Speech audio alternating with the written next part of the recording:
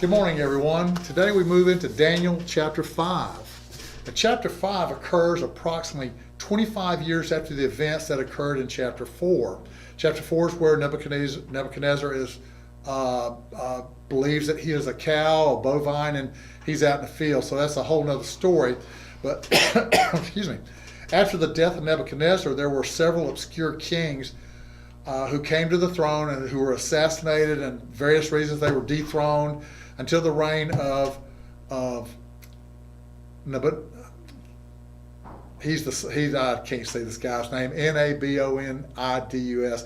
Anyway, he's the father of Belshazzar, who is the topic of chapter 5. Now, Belshazzar has a little bit of a mystery because he's not listed as one of the kings of Babylon on any of the documentation that's ever been found.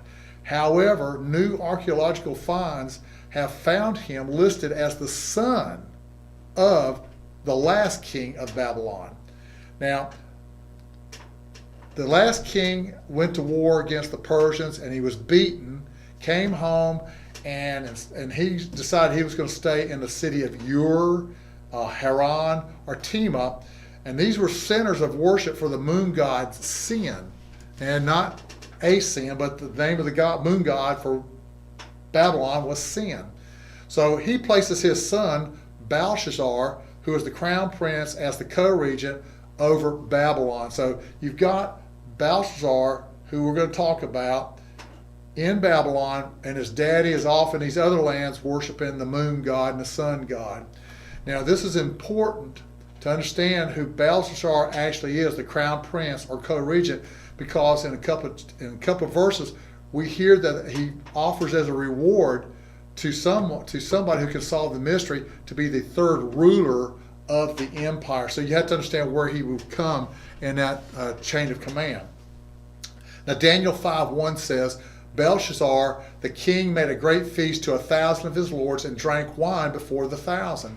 Now again, Belshazzar is the co-regent king of Babylon. Now the apparent purpose of the feast is to bolster or improve the morale of the lords and the people. His father was beaten by the Persians recently. The city itself was currently besieged by the Persians at the time of the feast.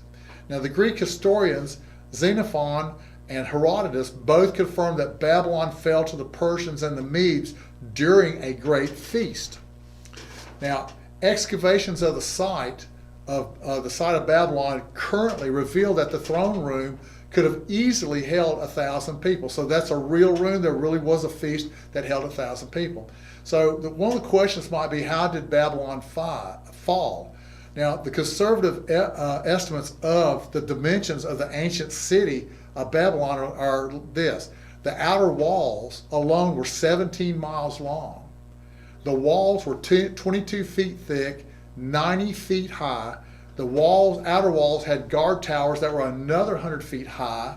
The city gates were made of bronze, and there was a system of inner and outer walls with moats in between them. So the city was very secure. So here, this is kind of important because it says, if the city's being besieged by the Persians and the Medes, why is he having a feast? Because they felt very secure within the walls of the city. So he decides to have a party, a feast, to improve everybody's morale. Now verse 2 goes on to say, Belshazzar, while he tastes the wine, commanded to bring the golden and silver vessels which his father Nebuchadnezzar had taken out of the temple, which was in Jerusalem, that the king and his princes, his wives, and his concubines might drink therein. So it says, while he tasted the wine, that phrase refers to either the beginning of the traditional drinking period after they've eaten, or that the king, Belshazzar, was feeling the effects of the wine and he was becoming intoxicated. There's not real clear what that means, but either one, he decided to bring all the golden and silver vessels that were taken from Jerusalem, from the temple in Jerusalem, and these articles were taken 47 years earlier by Nebuchadnezzar. They've been in storage all this time. Now his father, Nebuchadnezzar, the phrase there, Nebuchadnezzar was not his father, but was his ancestor. Most probably he was the grandfather of Belshazzar. He says that the king and his princes, his wives, and his concubines might drink thereof. Now, what he's talking about there is that they brought all these sacred objects, vessels, goblets, out of storage that were from the temple of Jerusalem, and they're drinking their wine. This is an affront to God. Not only are the pagans using them, but they're using them to drink wine and toasting the gods of gold and silver, which we'll hear about in verse 4. Now, verses 3 and 4 say, Then they brought the golden vessels that were taken out of the temple of the house of God, which is at Jerusalem. The further information is on that in 2 Chronicles 36:10. And the king and his princes and his wives and his concubines drank in them. They drank wine and praised the gods of gold and of silver, of brass, of iron, of wood, and of stone. Now, Psalms 135:15 says, The heathen worship idols of gold and silver made by men. Habakkuk 2:19 says, Woe to those who command their lifeless wooden idols to arise and save them, who call out to the speechless stone to tell them what to do. Can images speak for God? They are overlaid with gold and silver, but there is no breath at all inside. So these two verses are basically condemning those who are drinking to or praising those, worshiping those gods of gold and silver, brass, iron, wood, and stone, because they're nothing but lifeless objects.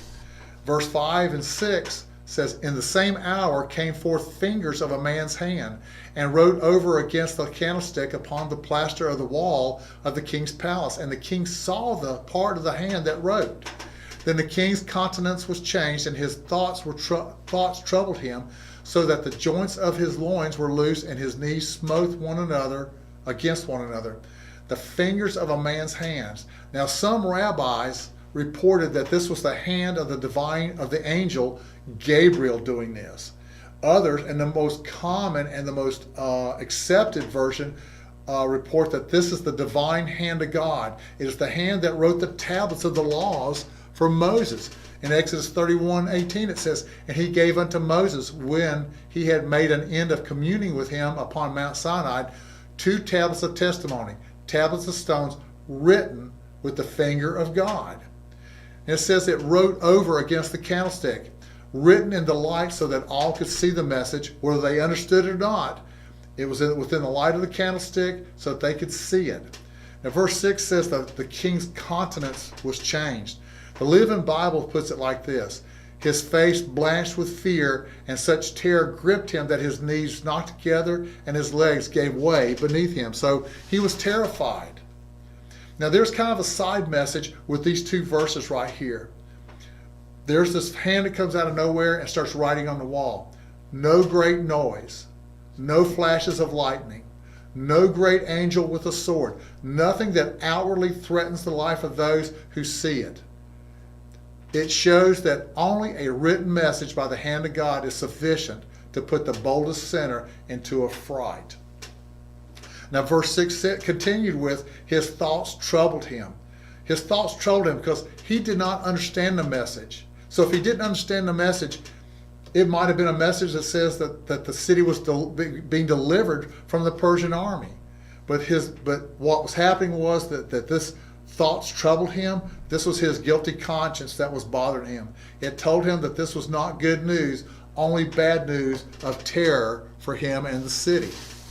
Verse 7 says, The king cried aloud and to bring in the astrologers, the Chaldeans, and the soothsayers. And the king spoke and said to the wise men of Babylon, Whosoever shall read this writing and show me the interpretation thereof shall be clothed in scarlet and have a chain of gold around his neck, and shall be the 3rd ruler in the kingdom. He cried aloud. This implies urgency, haste. He is frightened. Bring somebody in here who could tell me what this says. For the interpretation, the king offered a huge reward. The cloth clothed in scarlet is the color of kings. Chain of gold, symbol of royalty and position. The position of 3rd ruler of the kingdom is he's 3rd man in control. Now the 3rd ruler is explained this way: that the king, who is actually living in other cities, is the 1st ruler. The heir apparent, Belshazzar, is the co-regent. He's ruling over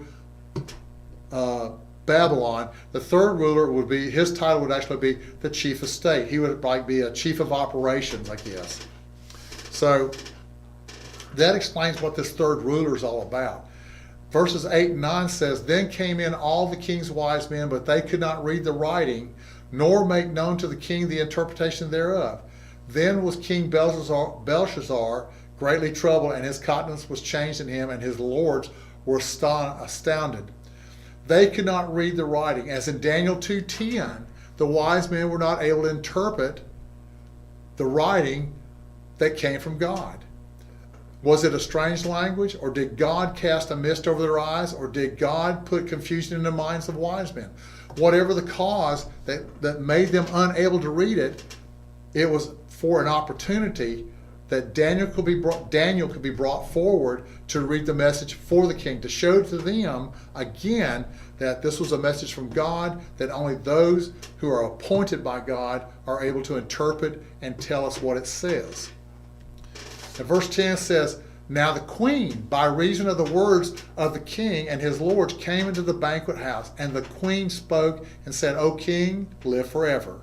Let not thy thoughts trouble thee, nor let thy countenance be changed. The queen, now who is this woman? This queen or queen mother is hard to identify with certainty. Excuse me. Probably, most likely, it is the wife of the king, but also the daughter of Nebuchadnezzar. This is Belshazzar's mother, the queen mother. She apparently was not present at the feast, but came because she was summoned or heard the commotion. Now, her name is most likely Nitocris, Nitocris. There's a lot of information that's written about her, and she was the queen of Babylon, who was either was most likely the daughter of Nebuchadnezzar. It is said that she carried on several of Nebuchadnezzar's building programs after his death, and was also influential in the reign of later kings of Babylon. Herodotus reports that she tricked Darius I by placing her tomb above the gate, the main gate entering into the city, so that the Persian could not pass below. According to the account, she also left a mysterious inscription that served as a trap for greedy kings. So it goes on to say that people would not go through that gate because her tomb was above it. And then there's also that within her tomb was treasure, and that it was to be opened up only if absolutely necessary. And one king finally did it, and when he did, he found it empty. But there was also an inscription that says, if you hadn't been greedy, willing to grab the money by any despicable means, you never would have violated the rest of the dead. So it's kind of a trick thing to get somebody to open up her grave. So, whether that story is true or not, we don't know. It's a tale from Herodotus, and it's known that Herodotus, the Greek historian, loved to collect these stories and tell these stories. Who knows? But in verse 11, she says, the queen comes in, she tells Belshazzar not to panic. She says, there is a man in thy kingdom in whom the spirit of the holy gods, and in the days of thy father light and understanding and wisdom, like the wisdom of the gods, was found in him, whom the king Nebuchadnezzar thy father, the king, I say thy father, made master of the magicians, astrologers, Chaldeans, and the soothsayers. Now, this phrase, there is a man in thy kingdom, obviously it is Daniel. Daniel is approximately 85 to 90 years old at this time. Daniel apparently was not called originally because he is either semi-retired or totally retired, but he still holds a little bit of a government office, yet he's not the main figure in the administration.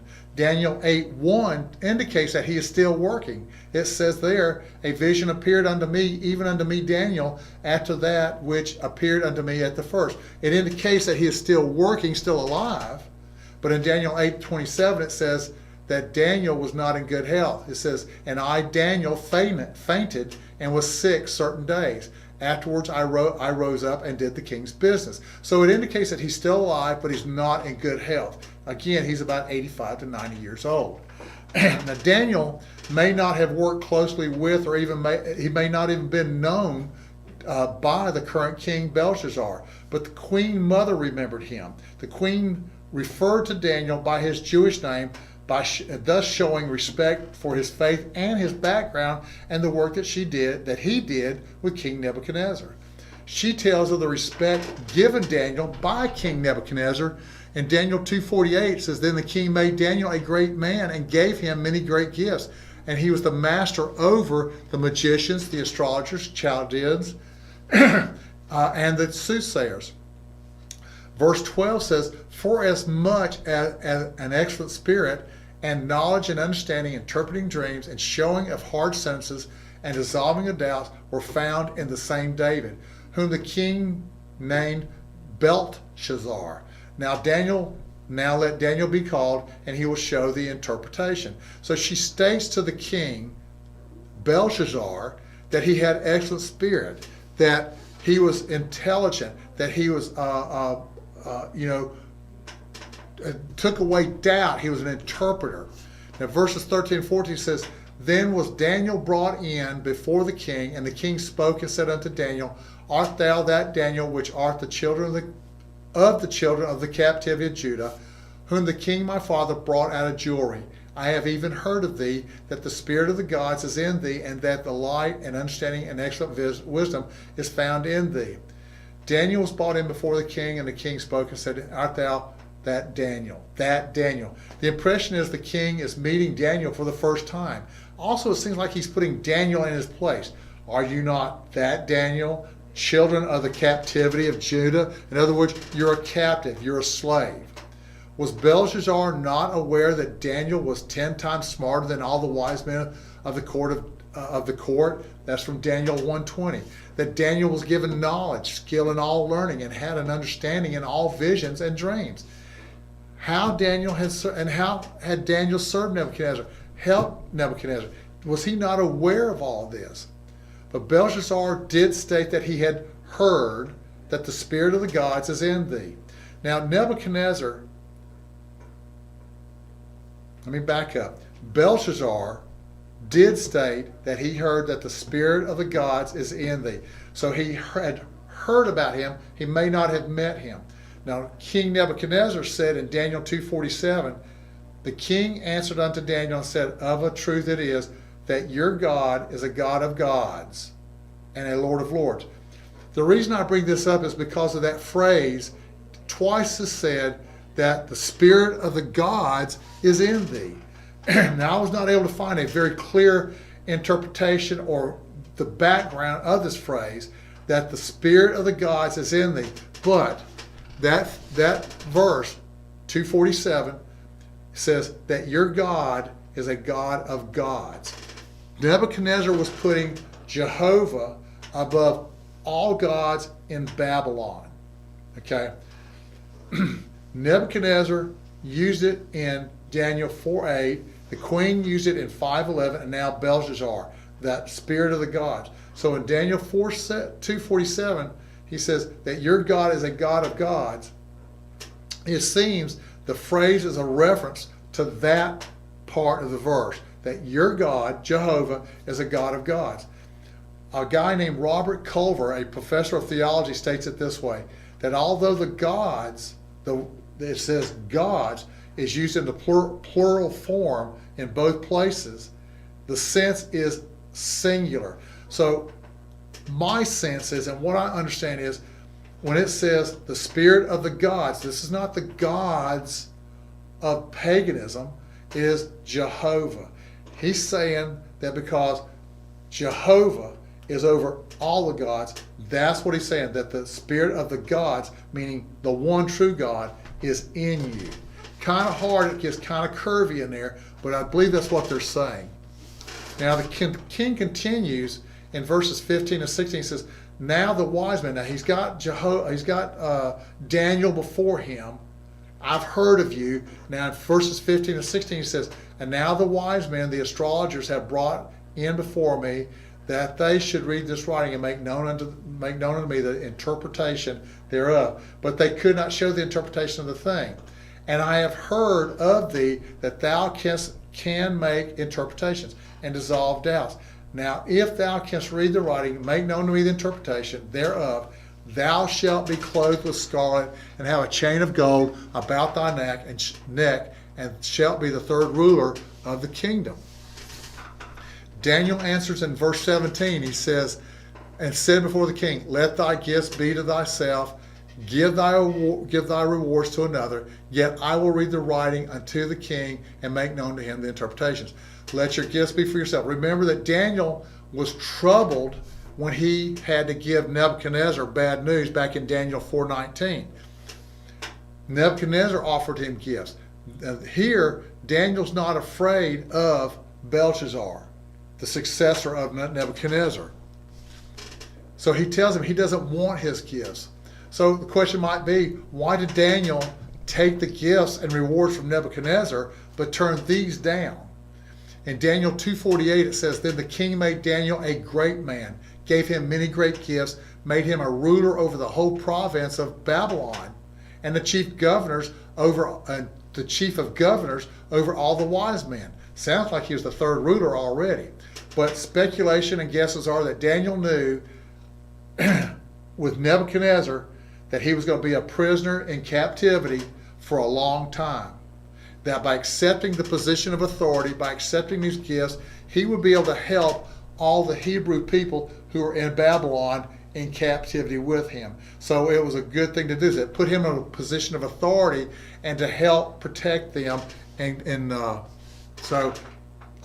John Gill wrote, why Daniel refused gifts now under Belshazzar when he received them from Nebuchadnezzar. It may be answered this way. He was then young and wanted them, and could make use of them for the benefit of his countrymen. But now he was old, needed them not. Besides, he knew then that the captivity would continue long, but that it was now just an end, and the monarchy was coming into other hands. When these gifts and rewards would be of little use, as also this king was very wicked, a very wicked one, worse than his grandfather, and he did not choose to receive from him. So John Gill's explanation is pretty good. He was going to be in captivity a long time. He could use these positions of authority and gifts to benefit his countrymen, but he knew that Babylon was getting ready to fall that very night, and that the king was wicked, was going to turn on him, that the gifts were not going to do him any good, so he chose not to receive them from him. Now John Gill continued and said, especially since the interpretation of the writing would be bad news to him, the king, as well as to let him know that he did not do these things for free, for a fee and reward. So he's telling the king, he says, this is going to be bad news. I'm not doing this for a fee and reward. I'm doing this for the glory of God. And that as he had freely received such knowledge, freely communicated it, therefore as, yet I will read the writings to the king and make known to him the interpretation.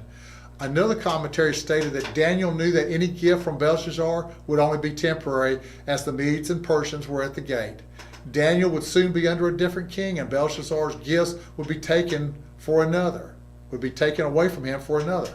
In Daniel 5:30-31 it says, in that night Belshazzar, the king of the Chaldeans, was slain. Excuse me. And Darius the Median took the kingdom, being about 62 years old. So that's the reason why he turned it down. Now we're going to read in a little bit that they were given to him, but we'll get there in just a second. Now verses 18-24 read are this. O thou king, this is Daniel giving him the interpretation. O thou king, the most high God gave Nebuchadnezzar thy father a kingdom and majesty and glory and honor. And for the majesty that he gave him, all people, nations, and languages trembled and feared before him, whom he would slew, and whom he would be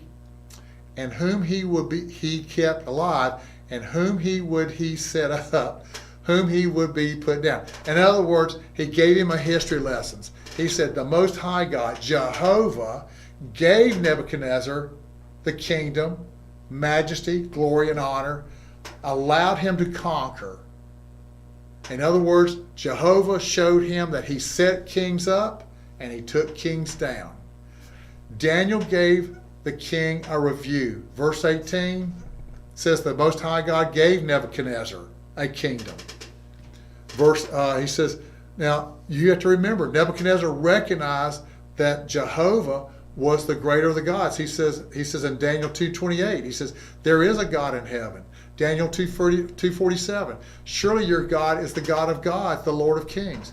And in Daniel 3:29, he praised the God of heaven as the only one that can deliver. And in Daniel 4:34, he says, and at the end of days, I, Nebuchadnezzar, lifted up my eyes unto heaven, and mine understanding returned unto me, and I blessed the Most High, and I praised and honored him that liveth forever, whose dominion is an everlasting dominion, and his kingdom is from a generation to a generation.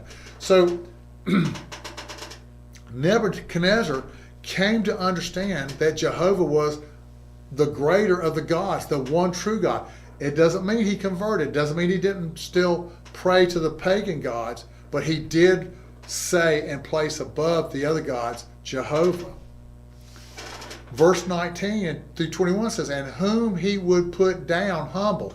In other words, Daniel's telling Belshazzar that this is what Jehovah did. Now he's telling him, he says, and whom he would put down humble. He humbled Nebuchadnezzar. He says, when his heart was lifted up and his mind hardened in pride, he was disposed from his kingly throne, and they took his glory from him. And he was driven from the sons of men, and his heart was made like the beast, and his dwelling was with the wild asses. They fed him with grass like oxen, and his body was wet with the dew of heaven, till he knew that the Most High God ruled in the kingdom of men, and that he appointed it over whomever he will. This was the story of Nebuchadnezzar from Daniel 4, verses 24 through 35, where Nebuchadnezzar, because of his pride, was humbled. It says, and thou his son, he was because of his pride, he was made to think and act like a beast of the field, an oxen. He did that for 7 seasons, 7 years, until he came to realize that God, the Most High God, ruled in the kingdom of man, and that it was he who appointed over it whomever he willed.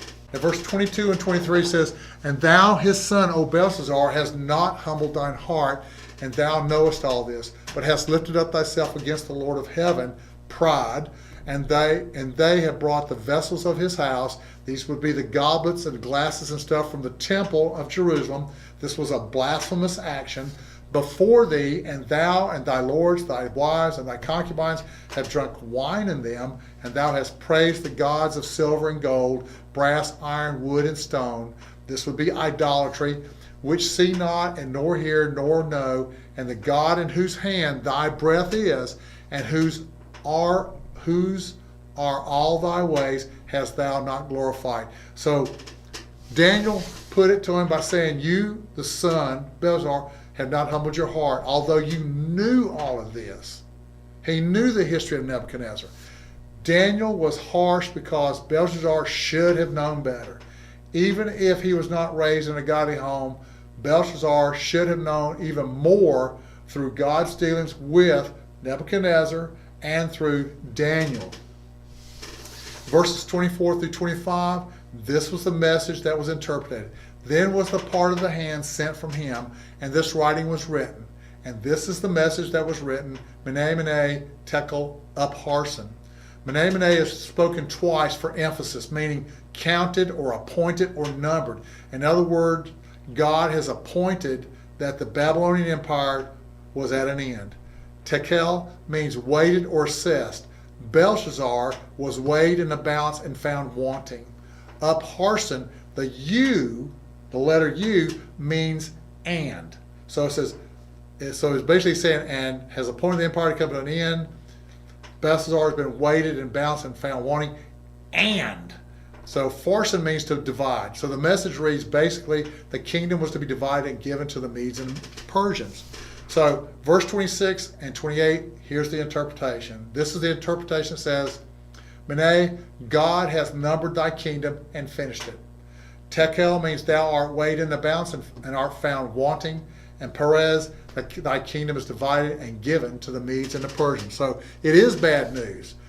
Now, we have to remember that it was under siege at the time. During this feast, the way the city was built, there was a river that flowed under the walls through the city, so they had constant water supply.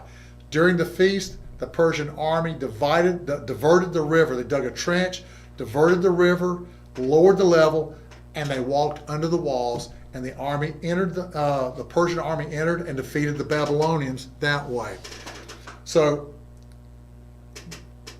verse 29 tells us that then commanded Belshazzar, and they clothed Daniel with scarlet and put a chain of gold about his neck and made a proclamation concerning him that he should be the third ruler in the kingdom. Daniel didn't really accept, but Belshazzar made it happen anyway. Kaufman wrote, regarding the gifts, Daniel later accepted them in spite of the disclaimer that stands here that he turned them down. The Barnes view of this passage appears to be the best. He said Daniel, in refusing the gifts, meant merely that I do not act from hope of reward, intimating that what he did would be done from a higher motive than a desire for reward or office. So in verse 30-31, in that night Belshazzar, the king of Chaldeans, was slain, and Darius the Median took the kingdom, being about 62 years old. Not clear exactly who Darius is, because Darius is not his name, it is a title. So we wonder what happened to Daniel in Daniel 6:28. So this Daniel prospered in the reign of Darius and in the reign of Cyrus the Persian. So Daniel lived on through two more kings, two more rulers of the Babylonian Empire that fell to the Persians. So that ends chapter 5. I leave you with this note: 40 shopping days until Christmas. And George Bernard Shaw once said, a life spent making mistakes is not only more honorable, but more useful than a life spent in doing nothing. Thank you again. Have a great Sunday and a great week.